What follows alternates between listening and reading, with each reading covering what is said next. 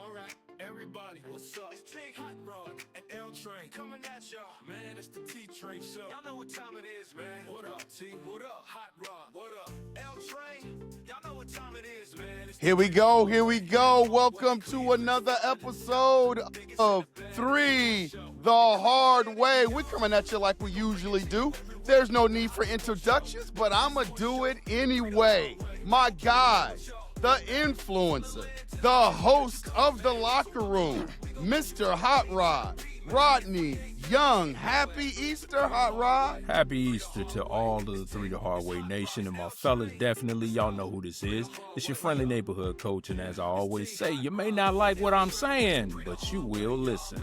And stand up and salute, as always, the captain of our ship, Mr. Terrence Austin. Happy Easter, T. What's going on, fellas, and what's going on, everyone out there in 3 The Hard Way Nation on this Resurrection Sunday? Happy Resurrection. I hope everybody's having a great day. Let's get this show rolling. Let's get it going. Let's go. Man, this is the time of year where there's a lot of hot topics out there. You got all of the pre-draft stuff coming out. You had the owners' meetings in the NFL. You've got the Final Four on both sides of the gender, men and women. You know, that's going to be finalized this weekend. You've got the pre-NBA playoffs. I think there's, 5 to 7 games left for most teams. So there's a lot of different things going on. But the thing that has been of interest to a lot of people out there is the big game that happened this past weekend between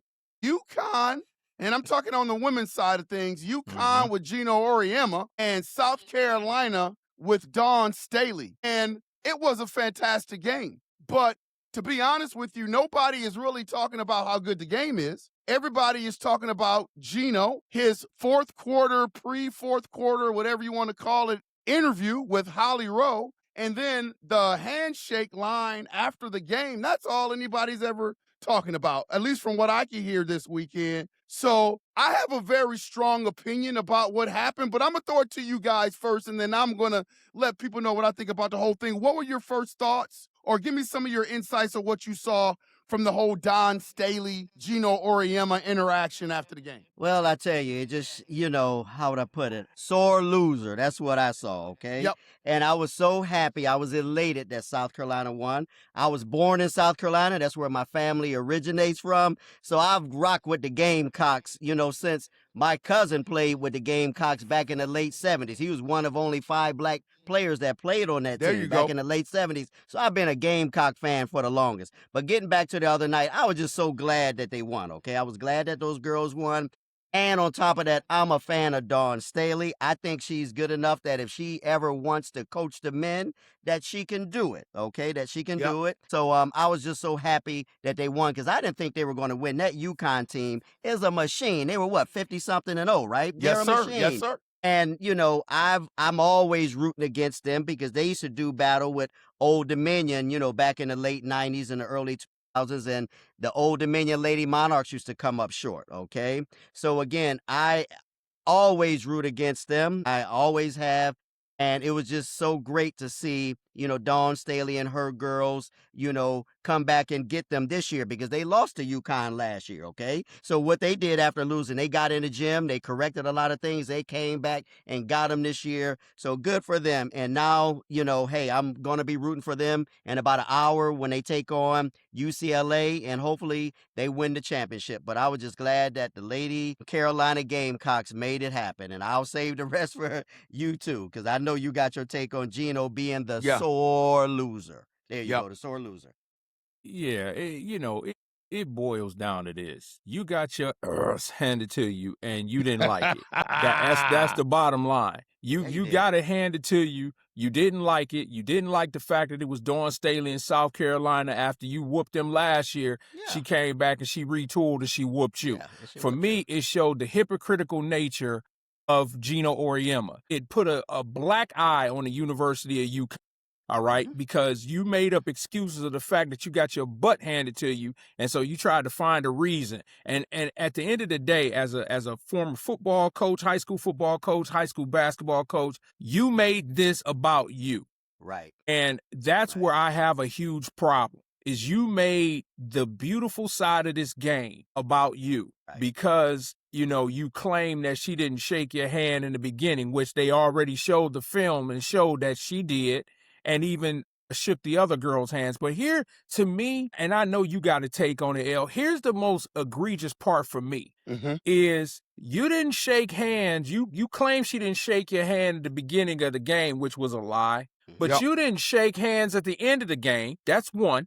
And two, you walked off on your team. You made that about you. And that's where I'm actually like, to me, that's a black eye to the university.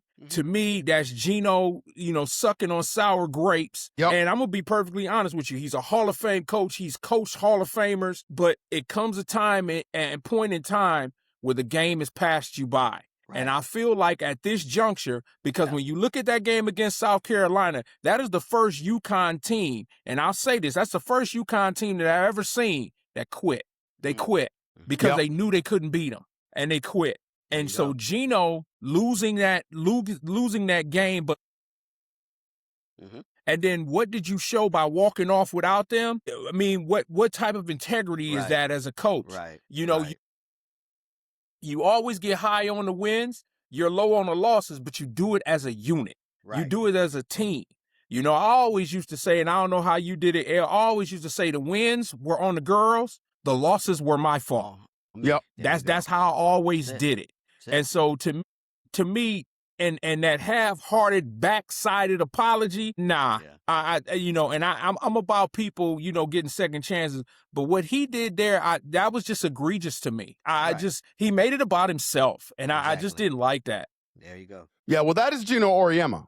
He is about self. When you have the career that he has, and you look at a guy like Geno, he has been always told how great he is. He has been, rightfully so, when he's all said and done, he's either going to be the GOAT or he's either going to be in the conversation of being the GOAT, fellas. And so my thing with Geno Auriemma, and let me be clear, let me state this because of who he is and his status. And I think I have a right to speak on this because I've coached at 3 different universities. I've coached women's basketball. I've interacted with Geno briefly from time to time. There's a big AAU tournament in Chicago where I usually see Geno every year. I'm not trying to imply that he and I are good friends by any stretch of the imagination, but we have had interactions. And one of my closest friends was on his staff for years, Marissa Mosley, who used to be the former coach of the University of Wisconsin Badgers for years here, was his head assistant at UConn for many, many years. And a lot of these people pay attention to this show. And so I'm not going to candy coat it because I have no fear. Because what I'm saying is true. Geno Auriemma is a clown show. He is a clown show for what he did, taking away of a former player, fellas, of a former player. It's not like he and Dawn Staley don't have a relationship. He coached Dawn Staley on the USA team. So there is that bond. There is that bond. You know the history of Dawn Staley, how she came up and how she grew up in North Philly. You know her grind. In the Bronx, you know her grind. So why would you try to taint her grind in any way, especially when it comes to a handshake? A handshake, Geno Auriemma has had plus 50-point wins over 250 times in his career. To get to that point, do you know how many ass whoopings that Geno Auriemma has had to give out to other teams? Come on. Teams have come over and had to shake his hand. Listen, man, people don't understand that there are levels to this. I'll give you a prime example because pre-fourth quarter, he talked about the physical play. He talked about the physical play of South Carolina. They're beating our guys up, underneath the basket. There's been 6 fouls called all on us. They're ripping our kids' jersey where film has shown that his player ripped her own jersey. She even admitted it in the post-game press conference. But my team, we played Northern Illinois last year, which is a MAC team, Division I team, higher level than us. man, the physical play of that team, us going up to that level, was absolutely incredible. And they beat us by 60. But you know what? I went over and I shook that coach's hand because, like Hot Rod and Cap, you said, it's my choice to prep my team for that. Exactly. Now, here's the kicker. When he whooped Dawn Staley last year by 30, Right. by 30, that set in motion what he faced the other day. Because Dawn Staley was like, I'm going to go over and shake this man's hand. They kicked our butts physically, so I have to get my team ready. The next time we see them, I have to get my team ready physically to play. I know I have the talent. I know we can put the ball in the basket. I know we can defend, but can we be physical? And now that South Carolina brought that to the table against the all-powerful UConn Huskies, Geno Auriemma had a problem with it. You can dish it out, but you can't take it. You can dish it out, but you can't take it. Dish it out, but you can't take it. And you knew the response that you wanted to get because you wanted to take away from South Carolina's win. South Carolina's win. And let me tell you this: two things can be true at the same time, man. And I know I'm going off, but I'm hot about this stuff, man. Go there. Because Go there. he talked about Final Four protocol. And Hot Rod, I think you mentioned it, Dawn Staley did go over and shake the hands of the coaches. But that was not part of protocol. And if Dawn Staley was supposed to be there at a certain time for pregame to meet him and shake his hand in the Final Four, Dawn Staley should have been there. But it shouldn't have been that serious. As a mentor of young college coaches, your former player, Geno, you clown show, you former player, you could have taken that young lady aside after the game, a phone call after the game, say, hey, Dawn, I know you're on the come up. Pre-game, this is protocol. Like, you've got to be at half court. That's what I would have done if it was my former player. Teach, mentor. You're in that business. You are in that game, Geno. And I guarantee you this, you clown show, if you would have won that game, this wouldn't even be an issue. If UConn would have won that game, he would have went over to Dawn Staley. Not an issue whatsoever. Yep, the physicalness wouldn't have been a problem.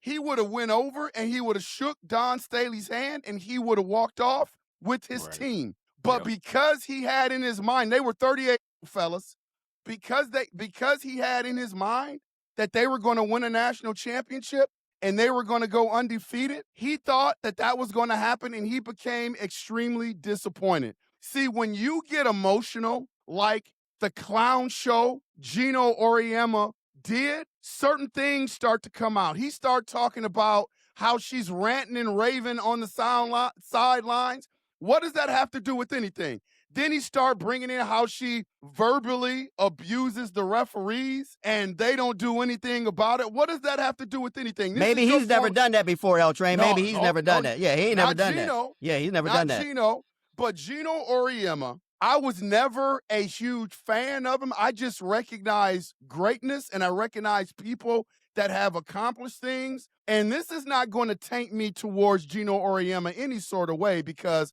I kind of knew who he was anyway. I'm just saying, in a moment like this, to try to take away from a former player and a coach that's on the come up that has built South Carolina from the ground up. Your former player, you can't show a little bit of grace and let somebody else have a piece of the pie. Let somebody else have the piece of the pie because you've been to 1 million Final Fours. You've won 1 million national championships.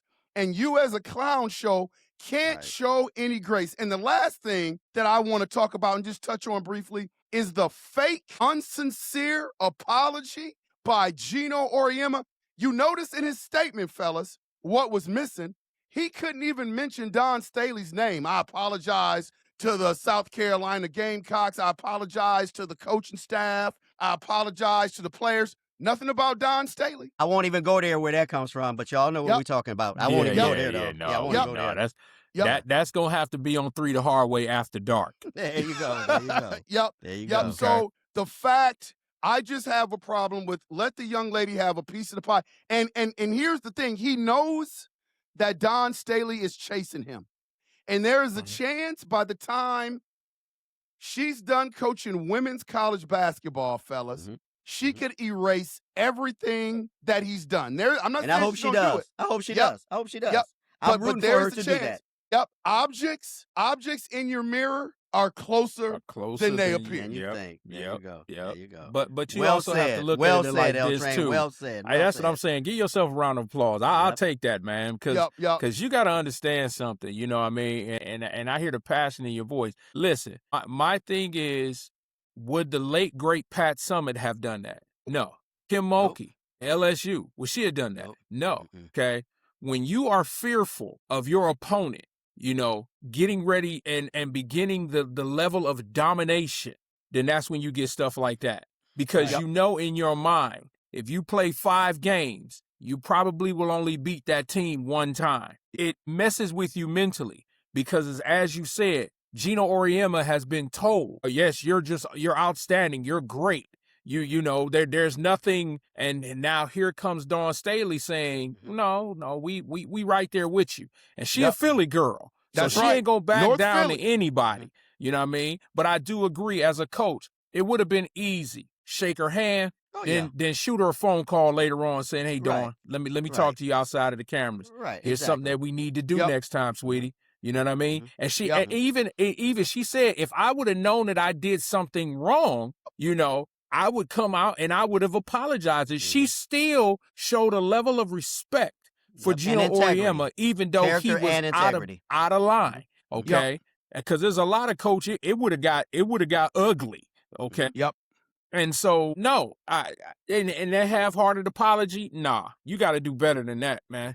And so that's what I'm saying. He's tainting his legacy right now. You know what I mean? That's what he's doing, and it's unfortunate because it took away from an outstanding basketball game by South Carolina. Yes, it took away from the women's game that the women are fighting their butts off to get that game, to get exposure to that game.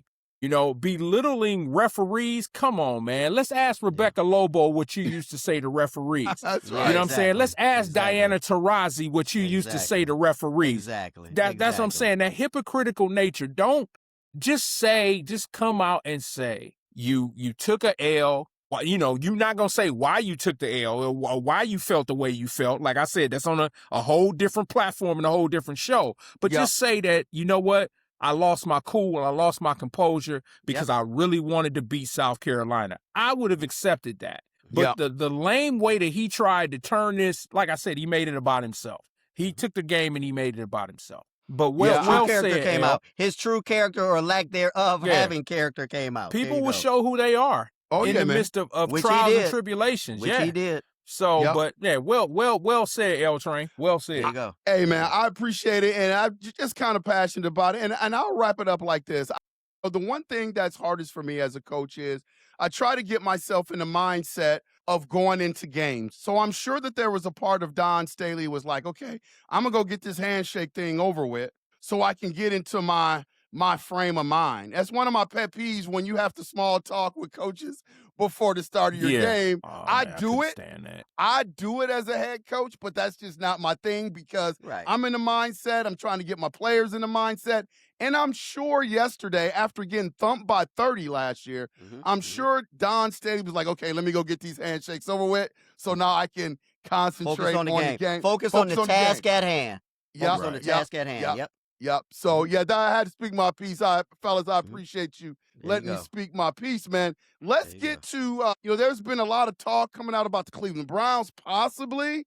I viewed a little portion of the locker room the other day that the Cleveland Browns could be entertaining the thought of bringing in another quarterback. Fellas, give me your thoughts on Ty and all the rumors that are swirling around about the Cleveland Browns. Yeah, I don't know where that is coming from again. I think it's valid, Cap. Yeah, you do. Stop, Cap. Cap, you know where it's coming from.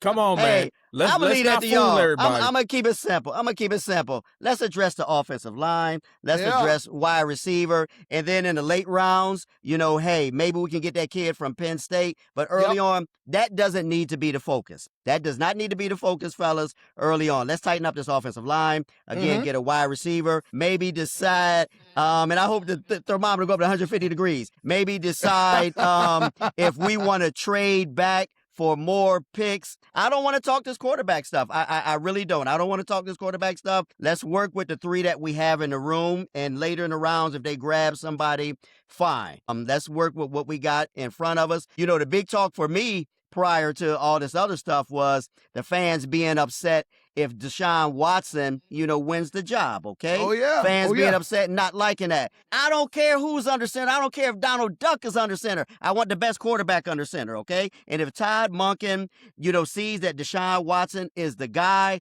I'm okay with it. I want the best quarterback under center. Yeah, I know Browns fans hate Deshaun Watson. I know they dislike him. I know he hasn't shown us anything. I get all that. But if anybody can get anything, squeeze any, tube out, any toothpaste out of that tube that's left, or squeeze any juice out of that orange that's left, it's going to be Todd Monken. So again, I don't care who is under center. I just wanted to be the best player, whether that's Shador, whether that's Watson, or even Dylan Gabriel, or down the line, whomever. Let's just focus on that right now. Let's just focus on that.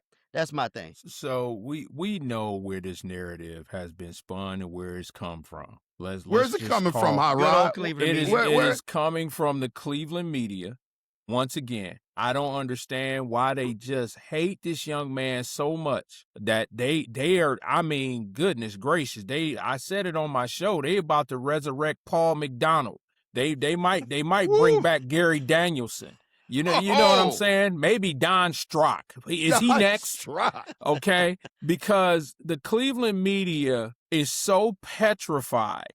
The sports media is so petrified that Shador Sanders is possibly going to be successful. That they will stretch, and they are trying to bring everybody in. I just seen Mary Kay Cabot on 92.3 The Fan talk about, yes, they're exploring Ty Simpson. No, they're not. Because if you look at how the Cleveland Browns front office is now put together, they're not even talking to the media. Right.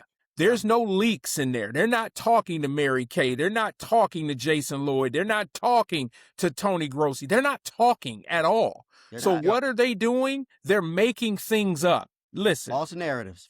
This quarterback class is very, very weak. When Dante Moore went back to Oregon, it became a weak quarterback class. Fernando Mendoza is the best quarterback in a weak class. If you put Fernando Mendoza in the 27th draft, he probably is in the top 10, not number 1. Right. Because we know right now that Arch Manning is the consensus number 1. Okay? So they're making things up. She was on the show talking about they're possibly looking at free agent quarterbacks. The free agent quarterbacks are trash. Yeah, I know. Okay? They're trash. There's nobody out there. So this narrative of nobody wants Ty Simpson, and especially not at number 6. I don't want Ty Simpson at 24. Yeah. You understand what I'm saying? I said before, and I'll say it again. The Browns will get a quarterback in the late rounds, and it will be Drew Aller from Penn State. And that's who they're going to. I'm good with that. Yes. Real good with that. So I see that happening. He will be a developmental quarterback. But Deshaun Watson and Shador Sanders are going to fight for QB1. Now, I will also shoot down to Deshaun Watson. Here's why. If Deshaun Watson became the number 1 quarterback and he went and he balled out, I'm talking about 3,500 yards, 25 touchdowns, 7 interceptions. Are you going to resign Deshaun Watson?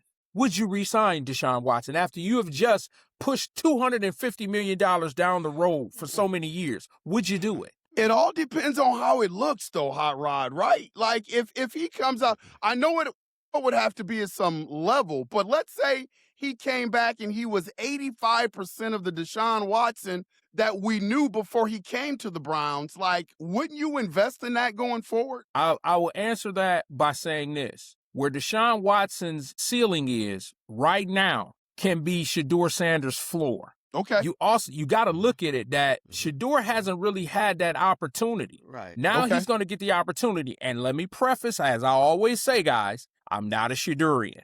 I just want to see this young man get an opportunity because he was railroaded last year. I want to see now. If Shedeur gets the opportunity and he tinkles it down his leg, that's on Shedeur. Let's get Deshaun Watson. Right. But I'm looking at in the long term, when you go into Jimmy's world in 2027, you're not taking Deshaun Watson with you. You're going to take Shedeur Sanders or that next quarterback. And then let me say this. If Kevin Stefanski loved Dylan Gabriel so much, then why did he go get Tua Tagovailoa? Exactly. Yeah, no kidding. Exactly. Okay. Exactly. Let's call it what it is. Exactly. And since he was, because remember So when in he love with him. drafted Dylan Gabriel, he said he was the highest quarterback in their room. They Right. drafted him. He was higher than Cam Ward. He was higher than Shedeur. That's how he looked at him. Well, Yeah. now you're in Atlanta. All Right. you have to do, the Browns would have gave him up for some cookies and some milk. And you didn't trade for him. You went and got Tua Tagovailoa, and I'm going to tell you why. Because Matt Ryan sat in that room and said, we're not getting him. He's not a good quarterback. I'm sorry, Kevin. He's not a good quarterback. Totally agree. I'd rather go with Tagovailoa and we give Yep. him an opportunity, but I'm not giving up any draft capital for Dylan Gabriel. If the Browns cut him, then we can look at him, but we're not going to trade for him. So what I'm saying is this, the Cleveland media has had such a run in running athletes out of town. Before it was trying to run Shedeur. Then beforehand, it was Deshaun Watson. Then before that, it was Baker Mayfield.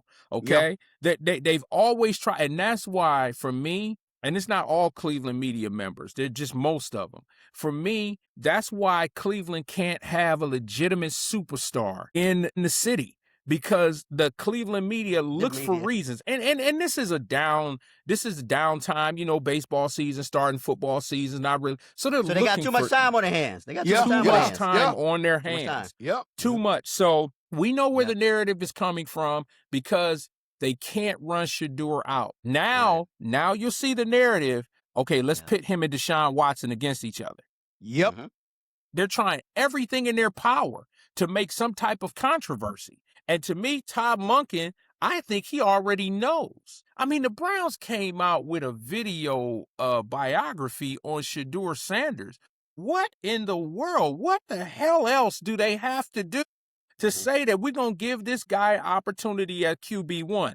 Then they come out, they seen some video of Deshaun Watson throwing to Jerry Jeudy and Isaiah Bond. They trying their best. But they don't understand that Jerry Jeudy and Isaiah Bond was working with Shedeur prior to Deshaun Watson. They got to go to training camp, so they're trying to learn both quarterbacks. So if either one becomes a starter, now we have chemistry with either one of them. This Cleveland media makes my neck hurt because they just have no clue.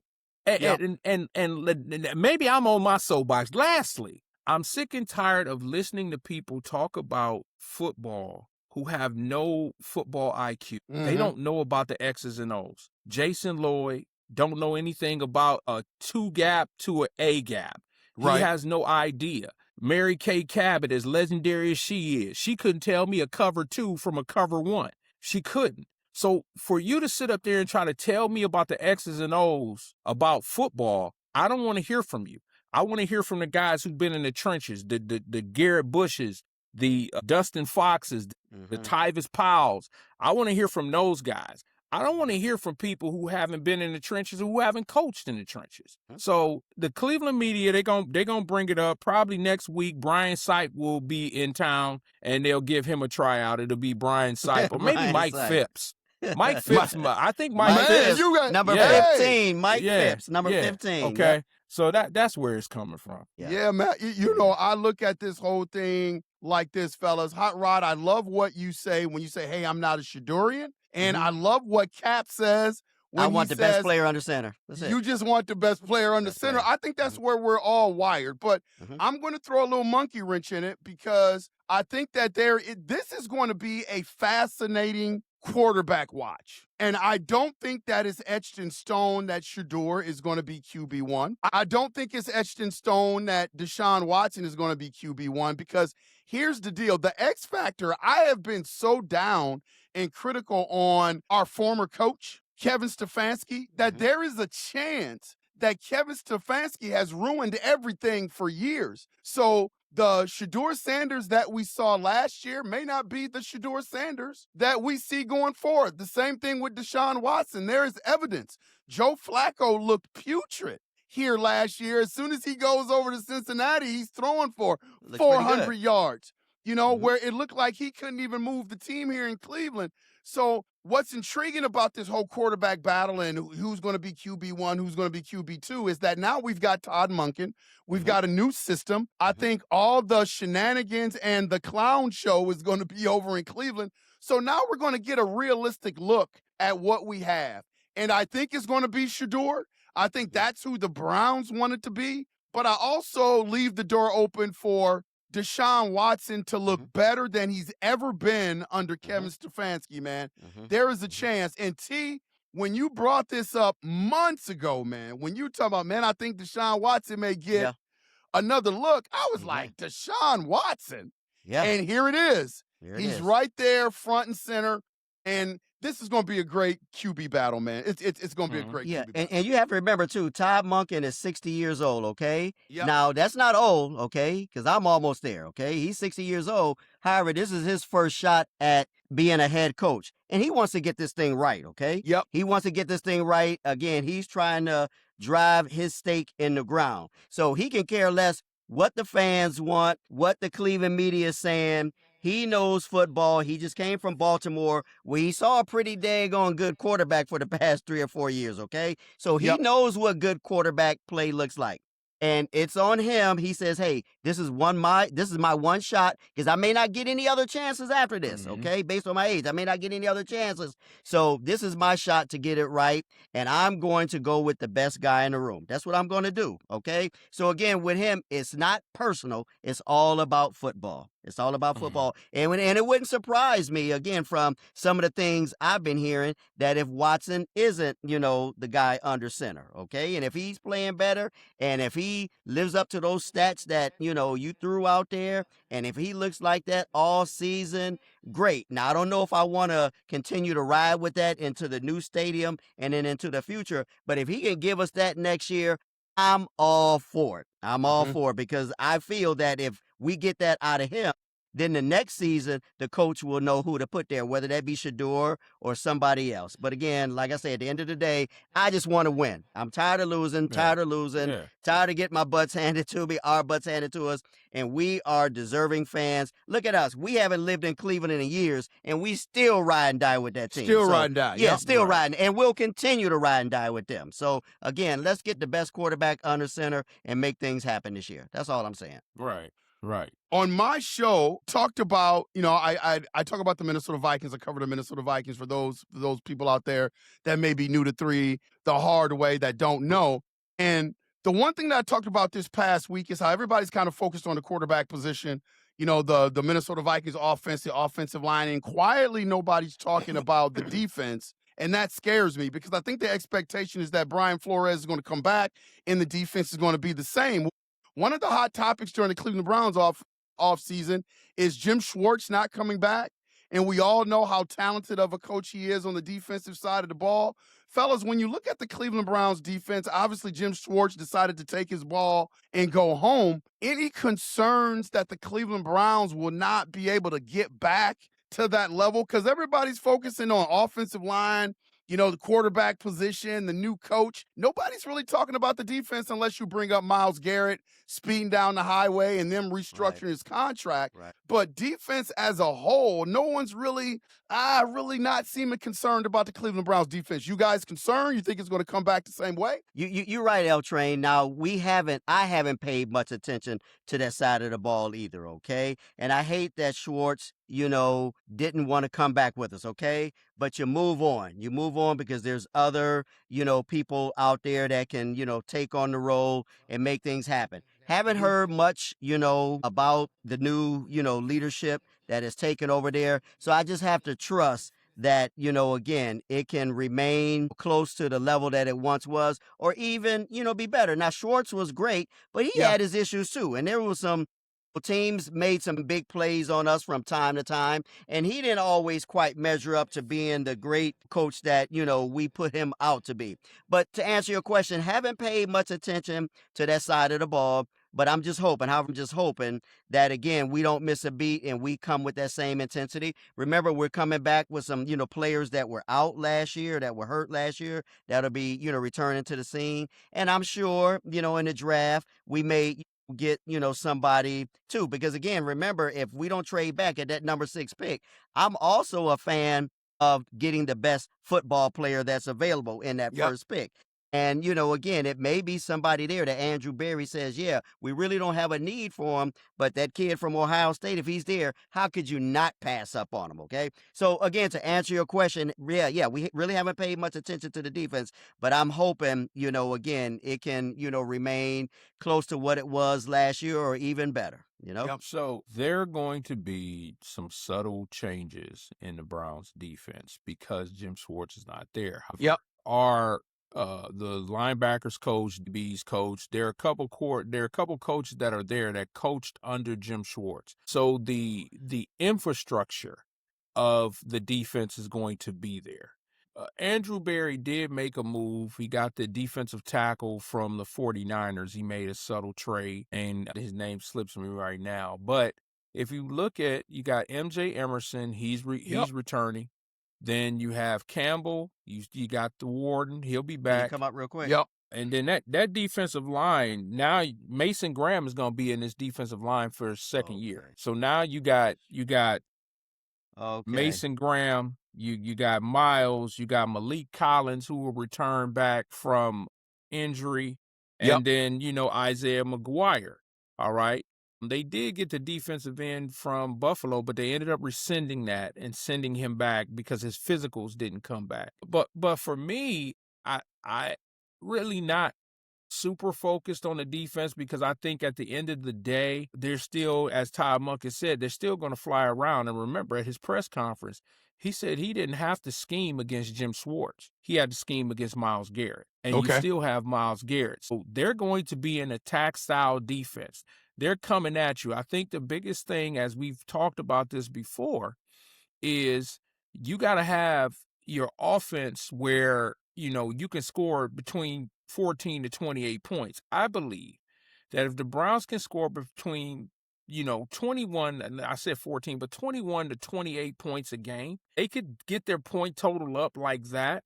With the defense, the way that it's constructed, the Browns are going to be tough. I'm not saying they're going to win the AFC, but they're going to be tough. So I'm not really overly concerned about the defense. There's going to be some growing pains because you have, a new defensive coordinator, new staff, new voice. I get that. But at the end of the day, if you're going to attack, it don't matter what voice you have. Attack. Yeah, no, that's a great assessment, man. And the Cap is having some weather issues down there in Virginia, so he's going to be popping back on. But I want to piggyback off what you just said because I think you're absolutely right. I'm not necessarily concerned about the Cleveland Browns defense either. Keep in mind, man, that Todd Monken has come from a culture of defensive football with the Baltimore Ravens. Right. And so with the talent that the Cleveland Browns have in place, and I think the new regime coming in, I think it could be just as good or even better than Jim Schwartz. But I love what you said, Hot Rod. It's going to look a little bit different. And I think the Cleveland Browns fans are going to have to get used to that. But I think they're going to be pleased with what they see from Todd Monken. Obviously, man, we've got 2 first-round draft picks in that first round. Any way, and I know it depends on who falls where and what. I know that everybody is looking at a wide receiver with one of those 2 picks. Any chance you go defensive side of the ball at all at that number 6 spot, or do you wait until you go deeper into the draft? No, I mean, so I said this on my show. Here's a scenario. If Carnell Tate is not there, if Jordan Tyson is not there, but you have a Sonny Styles who might be there. You might have a Reuben Bain out of Miami that might be there. You might have, he slips my mind, the safety from Ohio State. Caleb Downs. Yeah, Caleb Downs. if here's how I think Andrew Berry would do it. If he couldn't get the receiver that he wanted at number 6, because I truly believe if he stays at 6, that he's going to get a receiver. I don't think he's going to get an offensive line to come in and be a day one starter. You don't have a guy that's going to come in and it's a developmental project at number 6. Now, something inside of me believes that Andrew Berry is going to trade down. I don't think he's sold on Carnell Tate, and I don't think he's sold on Jordan Tyson. I think he believes that he can get a bang for his buck in the later rounds when it comes to wide receivers. I'll keep bringing up Casey Concepcion from Texas. Andrew Berry is considering trading down. I think he's sitting at 6 because 6 is advantageous. He's looking to see who wants to trade up to get their guy. Okay? I agree. And I think he's looking to trade down and to pick up a plethora of picks. And because, we talk about Monroe Freeland from Georgia, but the other tackle across from him is pretty good too. So, you know what I'm saying? Spencer Fano from Utah is a pretty high pick, but the tackle that played alongside of him is in this draft as well. So, and Andrew Berry, as G. Bush says, he's always project stockpile. He gets, because he's really searching for a first round pick for 2027. So he's looking for that. So I honestly don't see Andrew Berry or the Browns picking at number 6. I literally see them trading down. I see them trading down. I see them trading down. I don't think, because there's not a whole lot of talk about Carnell Tate. There's not a whole lot of talk. They kind of calmed down on the talk about Jordan Tyson because of his injury history, okay? If Caleb Downs drops there, they will consider Caleb Downs because Caleb Downs has the potential to be the next Ed Reed. Game changer. So they would. And somebody that can start day one, like you say. Somebody that can start day one. If Sonny Styles came down there, you're talking about Sonny Styles with Carson Schlesinger, because right now I'm not counting JOK to return, and then you lost Devin Bush, even though you replaced him with Williams, but now, you see what I'm saying? So, but I think if the draft boils down to where neither one of those wide receivers are there at 6, I can see Andrew Berry trading down. When people talk about Caleb Downs, I want to focus on him for a little bit because I have a basketball eye. I don't have a football eye. The verbiage that has been used on Caleb Downs is that he is a generational talent. Yes. Like what I see with my basketball eye is that he is a very good football player, very good to great. I don't necessarily know if I see generational. Either one of you guys see generational safety from Caleb Downs? I see close to it. Again, his size, his ability to hit. He reminds me of an old safety the Browns used to have back in the day, number 27, I believe was the number, by the name of Tom Darden. Okay? He reminds me a lot of him, okay? And also, to the young man that we lost early to cocaine after Don Rogers. Yeah, Don Rogers. He reminds me of Don Rogers. Remember him too? Man, he was a Ronnie Lott hitting ability, okay? Yes, sir. And just smartness, in the secondary, throw his body everywhere. Again, someone like him there, he is close to generational changing. You cannot pass up on him. You can't. Yeah, he reminds me of old Tom Darden and Don Rogers, man. Big time. Yeah, he does. So I've watched a lot of film on Caleb Downs. The reason I say that he can be a generational talent is because Matt Patricia allowed him to do whatever he wanted on the field. He gave him free reign because he knew that his intelligence was through the roof. He understood concepts when it came to offensive football. You can put Caleb Downs in the box, and you can put Caleb Downs at free. Where he can roam the field. He makes the plays. He can get to both sides of the field. He moves his lateral quickness. Plus, he's a thumper. He's not afraid to come in there and put his head in there. So that's why I see him as an Ed Reed, because Ed Reed, even though Ed Reed's physical ability was off the charts, his football acumen was ridiculous. It was. If you listen to Tom Brady talk about him, if you listen to Peyton Manning talk about him, if you listen to these greats and you ask them who was the one person that you feared, Ed Reed. You feared. Ed Reed. They all said Ed Reed. Yep. That's the same kind of, and I know it's a high standard, but when you listen to Caleb Downs talk about football, this kid has it. So if he falls to 6, would I think about it? Yeah, you got to get him. I absolutely would think about it. You got to get him. Absolutely. Okay. But I think a talent like him, I don't think he'll be there at 6. And if he is, I will be stunned. But, and even Sonny Styles. Now, Sonny Styles is not a generational kind of linebacker, but his numbers, you got to think Sonny Styles was a safety at Ohio State that got converted to linebacker. So that's why he still has safety speed, but he's got linebacker size. You know what I mean? Yep. And so, but no, if Caleb Downs is sitting at 6, I would strongly consider it. Oh, yeah. Have to. Yep, definite. And to add something like that, fellas, to our defense, man, that's really scary. It is. That's really scary, fellas. Really, really scary. We're going to keep an eye on the Cleveland Browns situation in terms of the draft, but we got NBA playoffs coming, fellas. Come on, Cavs. Got to make it happen. You know, are the Cavs ready? Are the Cleveland Cavaliers ready is the question out there. Jared Allen's balling out of his mind, fellas. You know, it seems like the acquisition of James Harden, you know, that's been kind of up and down, got some injuries. We got a little bit healthier. More up. Yep, more up. Yep. Cavs ready for this, fellas? Well, are the Cavs ready for the playoffs? We said last week, you know, with that 3-game road trip, they had to go at least 2 out of 3, which they did, okay? We got our butts handed to us, you know, by the Lakers, okay? That's over and done with. And then the next night, they made it happen in Golden State. So they're back. I think, they play tonight. We got Indiana, which we should, you know, win. And again, the coach should also, too, be able to see how his rotations go. You know, when you play a team like Indiana, you know, you do things to get yourself prepared for the playoffs. So, you know, run different rotations, see what can happen going forward.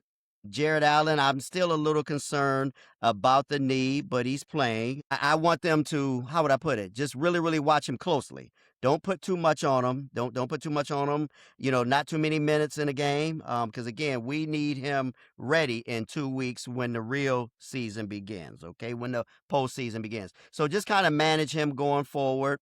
Continue to, you know, get other guys up to speed and get them ready. I feel good with us being in that 4th spot. Although again, who we may have to play in the first round could be a little tricky. But to answer your question, I like where we are, okay? I like where we are. I like our chances. Again, I'm still good with the Harden trade. It was something that needed to be done. Although Darius is playing pretty good out there in Clipperland. But, you know, we had to do what we had to do. So for right now, I'm okay with where the Cavs are because we need to make it to the Eastern Conference Finals, okay? And again, like I say, the only team that concerns me in the East is Boston. I think Boston is the team to beat. However, they are beatable. They are beatable. They're not a juggernaut that's just going to run away with it. But again, they're the only team that, you know, I have concerns for going forward. So I like where the Cavs are right now, but just keep an eye on Jared Allen and because he needs to be 100% in a couple weeks. So don't ride him too much. That's my thing going forward. But I'm glad we took 2 out of 3 on that West Coast swing. If you ask me today, as you are, if the playoffs started today, would the Cavs be ready?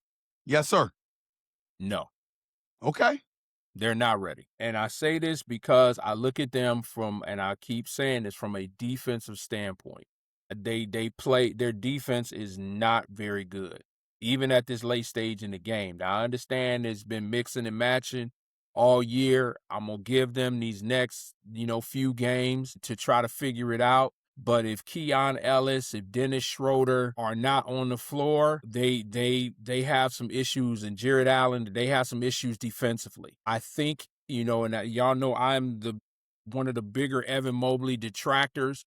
But over these last couple games, other than the Laker game where he kind of disappeared again, he did. He's starting to figure it out. He figured out that he's not a 3-point shooter. Good. So the last few games, he's been attacking the basket. I've actually seen some post movement in him, you know, seeing that, you know, okay, they got a smaller guy on me. I'm about to punish him. I'm going to take him to the box and I'm going to beat him up. That's James Harden.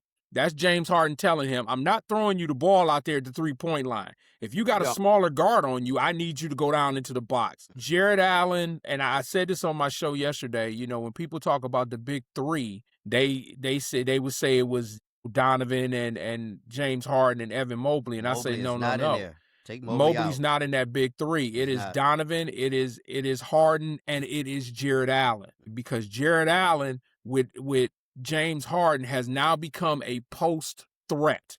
You gotta guard him. Yep. Okay. So as of right now, they're not ready. They're sitting in the 4th seed, which they're probably right now, if the playoffs started today, they're going to play Atlanta. Atlanta has a plethora of wings. They're big wings. They went and got Jonathan Kuminga from Golden State. So they're not a pushover. They're not. But I think the Cavaliers can take them, you know, in a series, all right? You let everybody else beat each other up. You know, Boston's going to beat up whoever is number 7 that comes in. And then you got Detroit probably will get Charlotte. And if I'm sorry. Detroit, they might get Charlotte.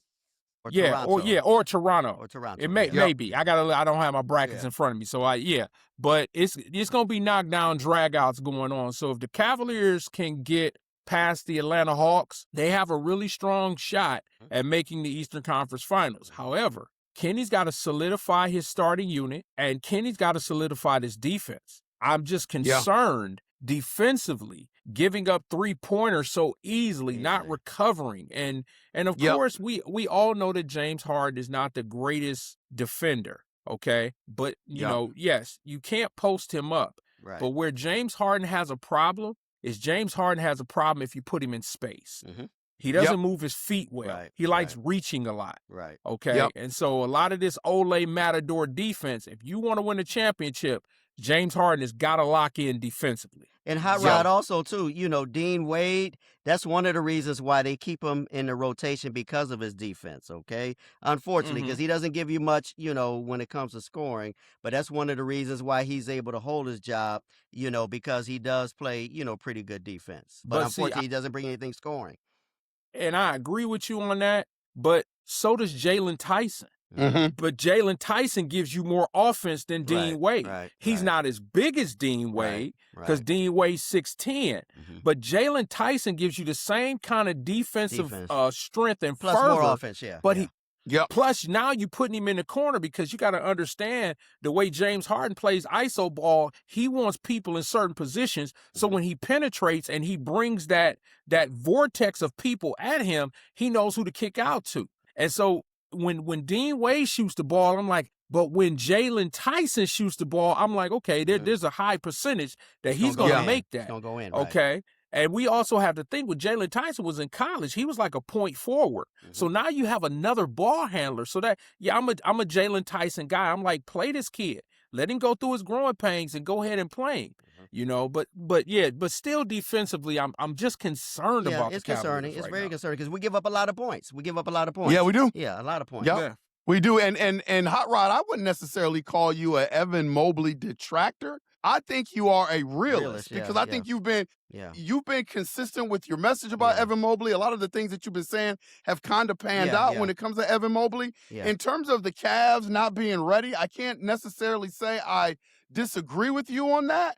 I would just say it feels like with the Cavaliers that we continuously kick the can down the road. Like we were saying at the beginning of the season, well, you know, they're just trying to figure stuff out. And then we had the injuries, and then we got to mesh back together and build that chemistry. Fellas, it's playoff time coming up, man. They better. It's here. It's here. So this is not the time really to be trying to figure anything out. This should be figured out. Figure it out and then putting the finishing touches on what you're doing.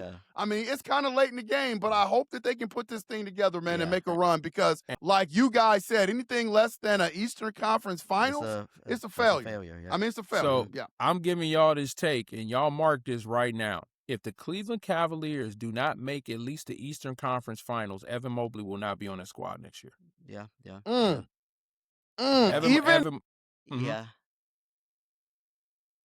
No, Evan Mobley will not be out there. Evan Mobley will end up, and my guess, he'll end up in Milwaukee. I kind of agree with you. Yeah, I kind of agree with you. Yeah. Coming up here with me.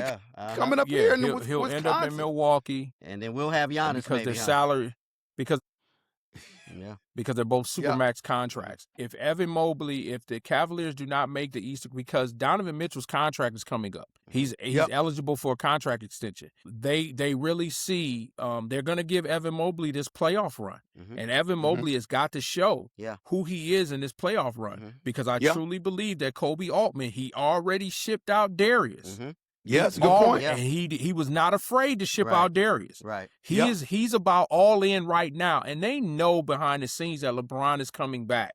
So unless LeBron says, because remember when he came back and they had drafted Wiggins, he told him, I don't want Wiggins, I want Kevin Love, and they went and got him. Right. So only way that Evan Mobley stays in Cleveland is if LeBron comes back and says, no, keep him.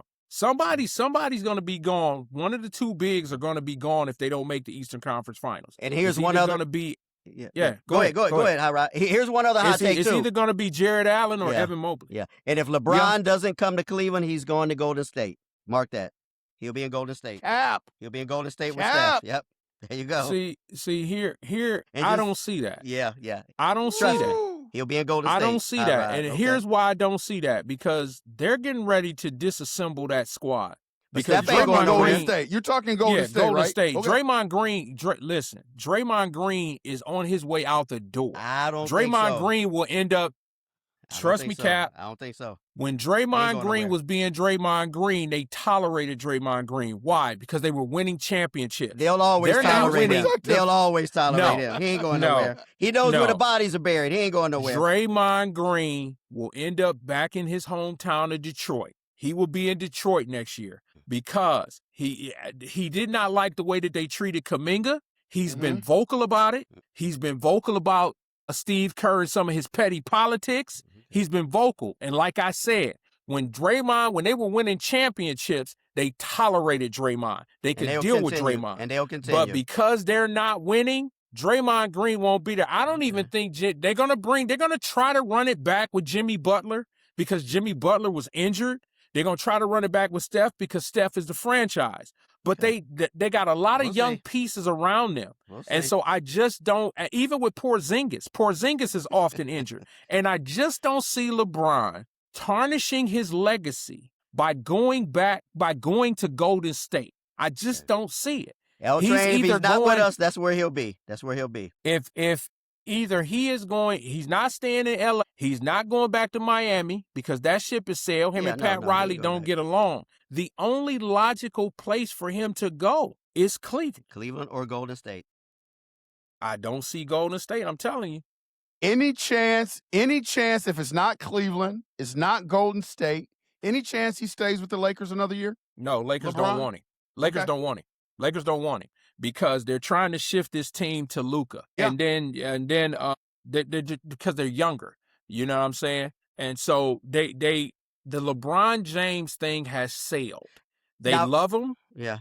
Go ahead, remember how Cap. Rod, he's, falling back to the number 3 option in LA, and they're winning, and they're doing pretty good. However, Luka's hurt now, so that's a whole nother different dynamic. Yeah, Luka's hurt, so that's another dynamic. So, but anyway, let's just worry about the Cavs for right now. Yeah, but let's worry about the Cavs. But we'll revisit this. We also understand that LeBron James, regardless that he's 41 years old, he still has an ego. Oh, of course. So even though he'll always have one, he'll always have one. He's gonna do what's best for the team, but I just don't see him coming back. I don't. Okay. Not to LA. Okay. Put it in the comments out there. First of all, like and subscribe, but put it in the comments. Any chance LeBron James ends up in Golden State if he doesn't come to Cleveland, or do you feel like it's Cleveland's a for sure thing? Put it in the comments. You guys know we'll holler back at y'all. Don't be afraid to write in, put in the comments, but we're going to keep our eye on that for sure, and we will definitely come back and revisit this. But now it's time for Start One, Bench One, Cut One, Erase One. Cap, I believe it's your week. My turn. Yep, it's my turn. And this week's category is going to be us as Cleveland fans. What organizations do we just despise? Okay, as a Browns fan, this is gonna as be a a good one. Cavaliers fan, as a Guardians, former Cleveland Indians fans. What other organizations out there? I'm not going to use the word hate on Resurrection Day. I'm not going to use the word hate. So other fan bases, other teams that we just despise. Okay. So again, start one, bench one, cut one, race one. Start one would be the one that you just really dislike the most, and then erase is just one they're not really significant. Okay. So I'm going to start with a team that we were just talking about, the Golden State Warriors. Okay. The Golden State Warriors, the Bay Area. Yep. Second team, the team that's just 2 hours east of us, the Pittsburgh Steelers. That's Hot Rod's favorite team right there. Pittsburgh Steelers. Love 'em. All right. Then I'm going to go in the other direction on the turnpike going west, the Chicago Bulls. Yes, the Chicago Bulls. Sorry, Brad. Chicago Bulls. And last but not least, I had to, throw baseball in there. Sticking in the same city, the Chicago Cubs. The Cubs. Okay, the Cubs. I remember 2016. I already had an NBA champion. I thought I was going to have a World Series champion too, okay? So the Golden State Warriors, Pittsburgh Steelers, Chicago Bulls, and Chicago Cubs. As a Cleveland fan, what organization or teams do I despise the most out of them? All right. Go ahead, Hot Rod. This is a little tougher than it looks. But go ahead, Hot Rod. Go ahead, man. All right, so now I'm just going through here. And you said number one would be the team that you most despise. Yeah, on the start. Yeah, okay. So number one is the Pittsburgh Steelers. Okay. Number one for me is the Pittsburgh Steelers. Okay. Benching, I'm going to bench the Chicago Bulls. I'm going to cut the Golden State Warriors, and I'm going to erase the Chicago Cubs. Okay. Yeah. Those are teams I can't stand. All of them I put up there. Yeah. I am going to go in lockstep with my man, Hot Rod. The Pittsburgh Steelers is who I would start. Who I would bench would be the Chicago Bulls. Sorry, Brad. I would cut the Golden State Warriors and I would erase the Chicago Cubs. It's something. You and Hot Rod are the same age. I'm a few years older than you all. And it shows in our likes and dislikes when it comes to sports. Okay, it shows. Because for me, and that's a good one, L Train. For me, I'm going to start with the Golden State Warriors. I despise that team. I just do. The Warriors. Yeah. Especially when we beat them and then the next year they got Kevin Durant. So anyway, it's the Golden State Warriors. I have no love for them whatsoever. I'm going to bench the Pittsburgh Steelers. That's who I would bench. Okay. Can't stand them either. Although I got love for the city of Pittsburgh, but I can't stand the Steelers. I'm going to cut the Chicago Bulls. I'm going to cut the Chicago Bulls. That's who I'll cut. Sorry, Brad. Erase it would be the Chicago Cubs. They're on in front of me right now. I'm watching them play the Guardians, and I just hated when we lost to them in 2016. Everybody made it about the Cubbies, and they needed to win, and this one, the H with them. So did we. We needed to win. So that's my start one, bench one, cut one, erase one. That's mine. That was really good, man. I like that one. I got a question for you fellas because I want to pick your brain. Like, is the Cleveland Browns Steelers rivalry as intense as it was when we were little? Because I feel like it's not as intense of where the Browns have been as an organization, not being able to win a lot of those games. But I think the former Browns who became the Ravens kind of overtook some of that hatred. Am I right about they that? stole that from us, and I got a lot of friends in Baltimore. I told them before you all came about, it was the old turnpike rivalry between us and the Steelers, okay? So, it's not anymore how it was when we were kids. It's not anymore. The Ravens stole that from us, but one day it will get back to being that when we become a good franchise again, okay? So the Ravens stole that from us, but when we were kids, it was the old turnpike rivalry where it was us against them before the Ravens came on the scene. I'm going to always hate the Pittsburgh Steelers, y'all. I just, from Jack Lambert to Jack Ham, Donnie Mean Shell, Joe, Donnie Shell, John Tony Stallworth, Dungy, all that. Rocky Blyer. I still look at when Joe Turkey Jones just pile drive. I was at that game, Hot Rod. I was at that game. When Doug Deacon and Jack Lambert got into a fist fight, it's gonna always be that for me. terms of is the rivalry still strong? No, because the Pittsburgh Yeah. Steelers have dominated. They've won, beforehand they had won 4 Super Bowls. So, but every time I see the Pittsburgh Steelers come to Cleveland, my blood begins to boil, It just does, because I want to see them, I want to see them win. So even when Shador and them beat them, I don't care if it was 6-0, I don't care. And they won. When it comes to the list, it's a good list, but like I don't look at, even though 2016, I don't look at the Chicago Cubs. I've always despised the New York Yankees as a Guardians fan. Them too. As a / Indians fan. When it came to the Bulls, I'm not gonna even lie to you. Mike was my guy. I rooted for the Cavaliers, even when they played against the Bulls, but it was just something about Jordan. I'm like, the dude could play. I always thought that our rivalry for the Cavaliers was against the Boston Celtics. Okay. Because they always played Boston tough. You know what I mean? Golden State became our rivals, because 2016. We should have won in 2015. Yep. And we should have won in 15 and 16. Yeah, we should. So I get it, but now, like the Cavs played Golden State the other night, I was like, it's over. Yeah. Draymond got gray in his beard like I do. It's like, nah, I'm cool. So, but no, I get it. Gotcha. Okay. Yeah, man. Growing up on our street, Rodney Fleming, the Flim Flam man, Rodney Fleming. Our whole street was Cleveland Browns fans. Rodney Fleming, shout out to Rodney, was the only Pittsburgh Steelers fan on our street. And honestly, I could never understand that. Now, right? Yeah. Also, too, L-Train, not to cut you off, there was a guy, he was older than, you, and he was a couple years older than us that lived up at the top of the street, Billy. I can't think of his last name, but he was a diehard Steeler fan. He loved the Steelers. And then after high school, he was in Warrensville firefighting for a number of years. But he lived up the street, like the 3rd or 4th house from Walford. But he was older. Greg remembers him, but he was a diehard Steeler fan. He loved the Steelers. Ramon's son, he's a Steeler fan, but see, he's a young guy now. Moki's son, he loves the Steelers. So exactly. Yeah.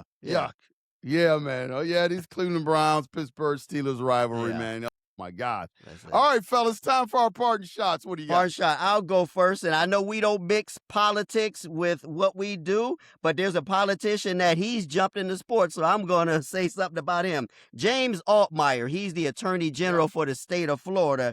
He wants to ban the Rooney Rule in Florida, okay? He wants the Rooney Rule to go away and be done, okay? That's him. He's one of those guys. I'm just hoping that if it comes to fruition, that, the NFL says, okay, guess what? There'll be no more Super Bowls in Miami or in Jacksonville or in Tampa Bay. So don't let this guy do this, NFL. Do not kowtow, bow down to this, okay? Now, again, the Rooney Rule is put in place for a reason, although it's a joke. It's a joke. Again, you got a league, 70% of, black players and, a minute number of African-American, black coaches, okay? But he wants that to go away in the state of Florida. Okay, let it happen, Florida. You'll never see another Super Bowl, okay? Just like, remember in Arizona where they didn't want the King holiday and the NBA stepped in and put a squash to that. So NFL, don't let this guy get away with this thing, okay? Do not let him get away with it. So that's my parting shot at the Attorney General of the state of Florida. The heck with you. And that was a good one. So my parting shot, I have to shout out my sister Valencia. She had just had a hip replacement surgery. She is actually a Warrensville alum, 1977.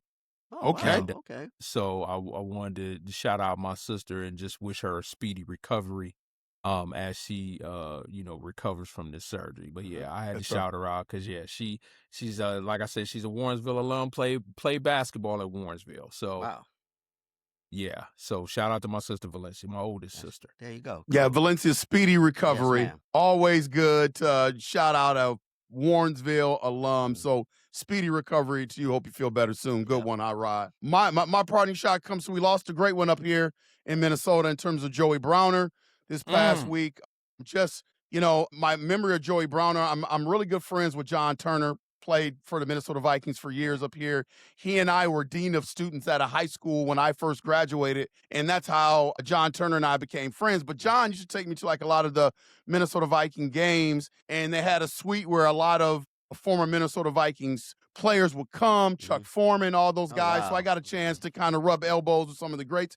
Joey Browner was one of them. Okay. And my small interaction with him, I only met him twice, but my small interaction with him, man, just a class individual, obviously a great football player. So it was just tragic to lose him this week. So rest in peace, Joey Browner. That is my parting shot. Gotcha. Okay. Man. Okay. Yeah. Amen. Tough one. Life is precious. Life is precious. Yep. Fellas, another good show, man. Appreciate your time. Great show. We're going to keep it. Hey, great time to be a sports fan. Great time to be a Cleveland Browns fan. We're going to keep an eye on a lot of this stuff. Anything you want to say? Yeah. 3 to Hard Nation before we wrap it up? Yeah, real quick. My brother-in-law is in town. He's from Virginia, but he lives in Detroit, where he retired after the Army.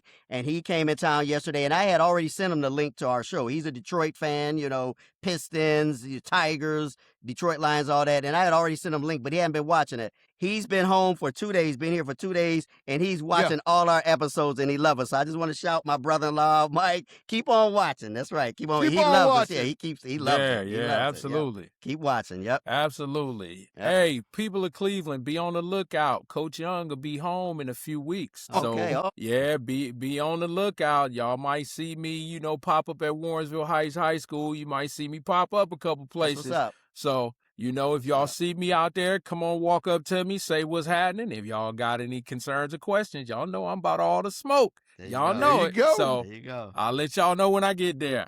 There you go. Yeah, please hit that like and subscribe button. Hey, Yeah. we're going to have some special guests on the show down the line. You know, we got our guy Brad Sellers that we've been trying to get on here. It's playoff time, so we're going to kind of pick his brain. We got some other people that are going to be on the show as well. Yep. We're going to get them scheduled, so keep an eye on 3 the Hard Way. Yep. Fellas, I appreciate you. And sorry for me going out for a little bit. Lightning struck the house and it took the internet out. Good thing it didn't hit me and take me out, man. I tell you. Yeah, it was lightning man, pretty for bad. sure. Yep. Got For it. sure, man. Okay. All right. Glad Yeah. everything's okay. Yeah. 3 the Hard Way Nation, we're signing off. See you, fellas. We'll Y'all see have you a when we blessed see you. week. Good show, fellas. Thanks for watching. Don't forget to like, subscribe, and share.